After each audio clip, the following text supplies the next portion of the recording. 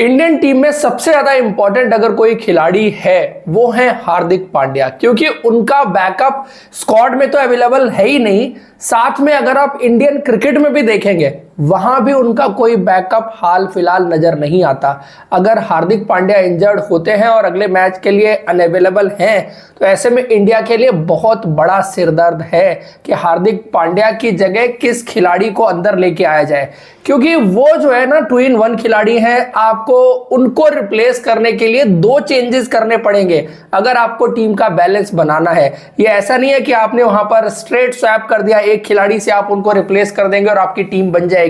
सो ये दोहरी चुनौती कप्तान रोहित शर्मा और टीम मैनेजमेंट के लिए रहने वाली है कि हार्दिक पांड्या की जगह पर कौन से वो 2 चेंजेस किए जाएं या कप्तान एक ही चेंज करेंगे। यह बड़ी दुविधा वाली बात रहेगी। मेरे हिसाब से हार्दिक पांड्या को रिप्लेस करने के लिए टीम इंडिया को जो 2 चेंज करने चाहिए, पहला बल्लेबाजी को कंपनसेट करने के लिए आपको एक बैट्समैन लेके आना पड़ेगा और नंबर 6 पर जो बल्लेबाजी करवानी है सो देन फिर सूर्य कुमार यादव ही सूटेबल कैंडिडेट नजर आते हैं।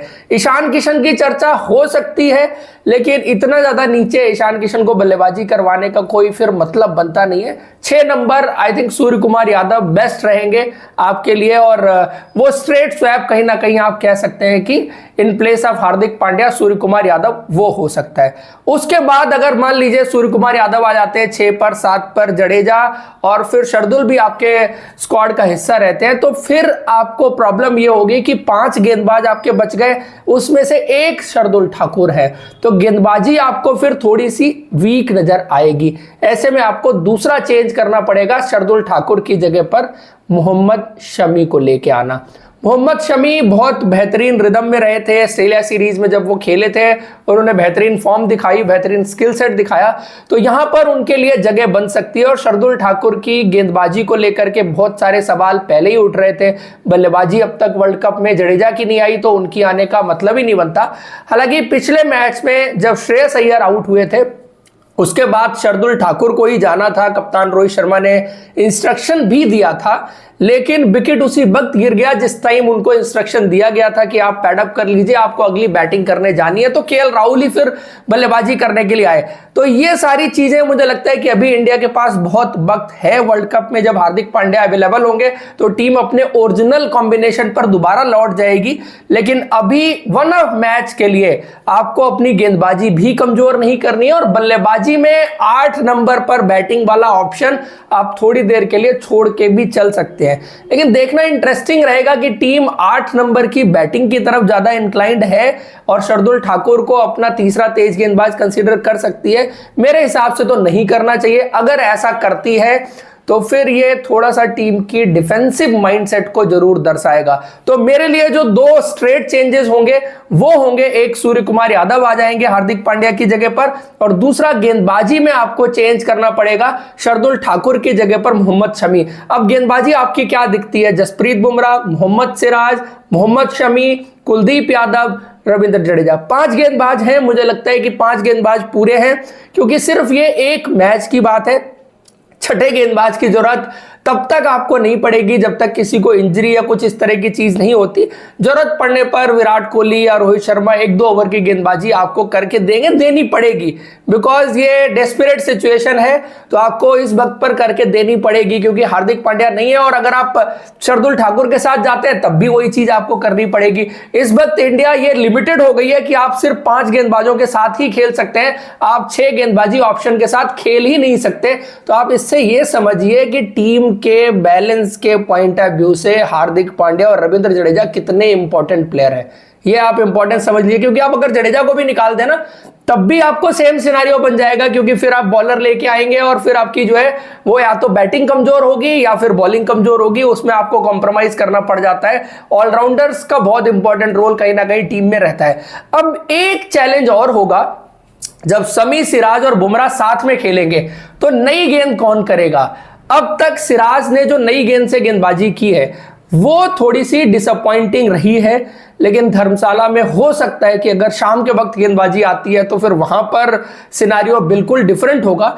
लेकिन अगर इंडिया को दिन में गेंदबाजी करनी पड़ती है चूंकि सिराज ने मिडिल ओवर्स में बहुत अच्छी गेंदबाजी करके दिखाई है, जिस तरह से क्रॉस सीम का इस्तेमाल उन्होंने किया है, मिडिल ओवर्स में इंडिया के लिए विकेट भी निकाले हैं, अच्छे एरियाज में भी गेंदबाजी की है।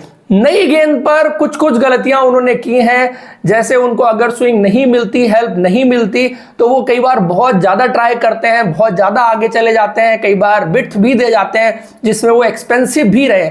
तो थोड़ा सा उनको मुझे लगता है कि बुमराह से वहां पर सीखने की जरूरत है कि कैसे कंसिस्टेंट लाइन और लेंथ पर गेंदबाजी करनी है और बल्लेबाज को मजबूर करना है कि वो कुछ गलत शॉट्स खेले और उससे भी आपको विकेट्स मिल सकते हैं। तो पहले 5 ओवर की गेंदबाजी सिराज की अब तक की इस वर्ल्ड कप में बहुत अच्छी नहीं रही है, लेकिन सेकंड स्पेल में आके उन्होंने जिस तरह से गेंदबाजी की है, मुझे लगता है कि जब शमी, सिराज और बुमराह खेलेंगे तो बुमराह और शमी के साथ आप इस वक्त ओपनिंग गेंदबाजी की शुरुआत कर सकते हैं और सिराज को वन चेंज गेंदबाजी करा सकते हैं, क्योंकि शमी नई गेंद अच्छी करेंगे। ये आपने हाल फिलहाल में देखा है, जब भी उनको अपॉर्चुनिटी मिली है नई गेंद शमी बेहतर करते हैं। वन चेंज गेंदबाजी करना, सीम अप डिलीवरी करना 11वें 12वें ओवर में आके, वो थोड़ा सा कई बार मुश्किल हो जाता है, तब तक उतनी हेल्प होती नहीं है और वो चैलेंजिंग हो सकता है। तो ये मुझे लगता है कि एक स्लाइट एडजस्टमेंट टीम को वहां पर करना पड़ेगा कि गेंदबाजी में आप ऑर्डर जो रहेगा वो किस तरह से शुरू करते हैं। तो ये ज्यादा चैलेंजिंग होना नहीं चाहिए, क्योंकि सिराज जो है वो पुरानी गेंद या वन चेंज गेंदबाजी पर ज्यादा इफेक्टिव हो सकते हैं, जिस तरह से उन्होंने करी है गेंदबाजी अब तक इस वर्ल्ड कप में। और शमी नई गेंद आपके लिए बेहतर एक्सप्लॉइट करके दे सकते हैं। तो बुमराह और शमी जब नई गेंद होगी तो आपके पास ज्यादा बेहतर डुओ होगा, जो विकेट निकालने के मामले में आपको ज्यादा बेनिफिट कर सकता है। बाकी चेंजेस की बात करें अगर टीम में, तो और कोई भी चेंज आपको देखने को मिलेगा नहीं।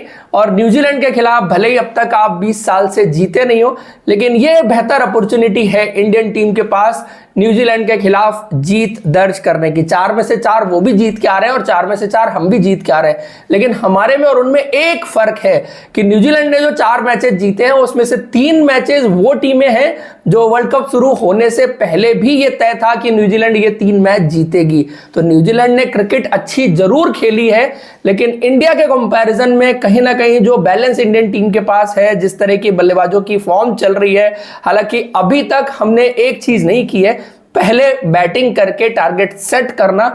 और शायद धर्मशाला वो जगह होगी जहां पर अगर रोहित शर्मा टॉस जीतते हैं तो पहले बल्लेबाजी करने का फैसला करेंगे। अब तक आपने देखा है कि चाहे सामने वाली टीमों ने इंडिया को पहले गेंदबाजी करवाई हो, चाहे रोहित शर्मा ने खुद पहले गेंदबाजी की हो, ये दोनों सिनारियो हो चुके हैं, लेकिन धर्मशाला वो जगह होगी जहां पर अगर रोहित शर्मा टॉस जीतते हैं तो वो पहले बल्लेबाजी करना पसंद करेंगे, क्योंकि अंडर द लाइट सबसे ज्यादा गेंद अगर कहीं हरकत कर सकती है तो वो धर्मशाला वो जगह है जहां पर अंडर द लाइट्स गेंद हरकत कर सकती है।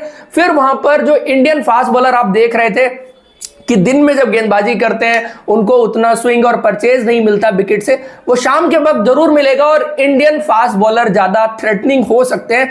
इंडियन टीम को थोड़ा सा झटका लगा है, बैलेंस के पॉइंट ऑफ व्यू से टीम थोड़ी सी हिली है, लेकिन स्टिल अगर टॉस इंडिया के फेवर में गया तो इंडिया बड़ी आसानी से न्यूजीलैंड की टीम को हरा सकती है।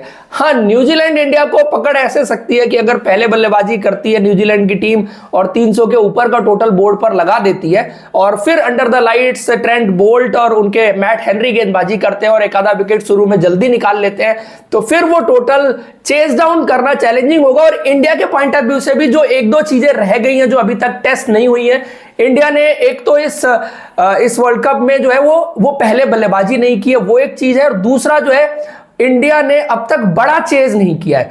बड़ा चेज आप ऐसे कहिए कि लगभग 330, 340 या 350 के आसपास का चेज, क्योंकि हमारे गेंदबाजों ने गेंदबाजी ऐसी की है तो उस तरह का सिनारियो आया नहीं है, क्योंकि इंडियन बॉलर इस वर्ल्ड कप में पूरी तरह से डोमिनेट कर रहे हैं और होपफुली धर्मशाला में भी इंडियन फास्ट बॉलर आपको डोमिनेट करते हुए नजर आएंगे। साथ में स्पिनर्स भी हमारे बहुत जबरदस्त गेंदबाजी कर रहे हैं। सो गेंदबाजी में आई थिंक दोनों डिपार्टमेंट में स्पिन और फास्ट इंडिया बहुत अच्छा कर रही है, तो इसलिए इंडिया को अभी तक बड़ा टोटल चेज करने का वो आया ही नहीं ऐसा। लेकिन जब पहले बैटिंग करेंगे तो वो एक काफी इंटरेस्टिंग सिनारियो रहेगा इंडिया के लिए कि इंडिया बोर्ड पर कितना टोटल पोस्ट करती है, and Dharamshala will be the place जहां इंडिया पहले बैटिंग करना चाहेगी। तो दोस्तों ये है overall preview India versus New Zealand match का, हार्दिक पांड्या की रिप्लेसमेंट। बाकी मेरे को 11 में और कोई चेंज दिखता नहीं है, जो हो सकता है यही चेंज हो सकता है जो आपको इंडियन टीम में देखने को मिले। आपको वीडियो और इंफॉर्मेशन पसंद आई है तो लाइक जरूर करें, और अब तक आपने सब्सक्राइब नहीं किया हमारे चैनल को